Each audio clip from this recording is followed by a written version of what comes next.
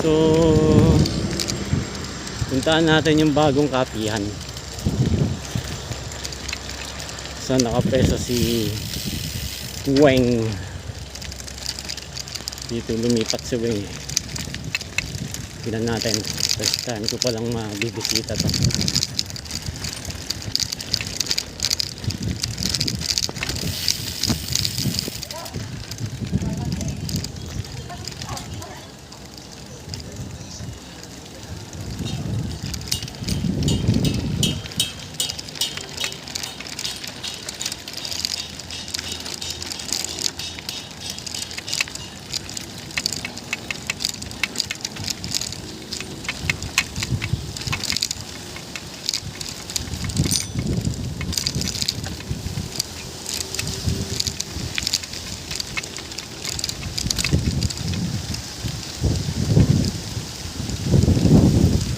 Ang kapihan, ang bagong kapihan.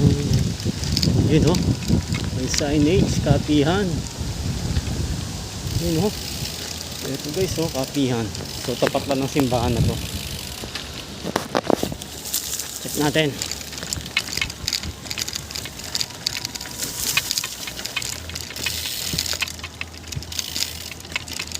Entering the new kapihan sa bukid. Wow, bagong kapihan.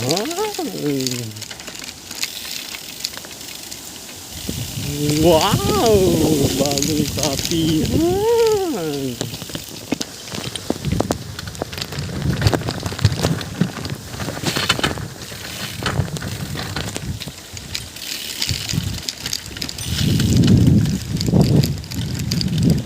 Wow, bagong kapihan. Wow! First time! Tawag ko kanina? Ha? Sobrang dami. Nandun si Sadi sa kabila ah. Diba taga San Pedro? Dami. Talaga? Ayun. Ayun. Manggainin nakita ko. Okay. Ito pala ang bagong kapihan guys. Kukunin ko. Ang bagong kapihan pero ang lumang Tatay Ruben nandito. Tatay Ruben!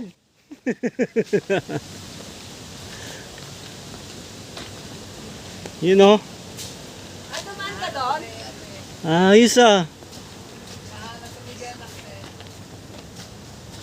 Okay pala dito eh. Ang daming but-but eh. Ano, parentahan na yan. But-but na yan. You know, meron din naman palang mangga-mangga dito. Ayan. Pwede rin pala mag-camp-camp dito oh. Ayan. Guys, what do you think guys? Yung kapihan. Yung kapihan pero si Tatay Ruben nandito. Ayan. Ito may mga mesa-mesa na oh. Ayan oh. Oh. Oh. Entering sa kapihan sa bukid.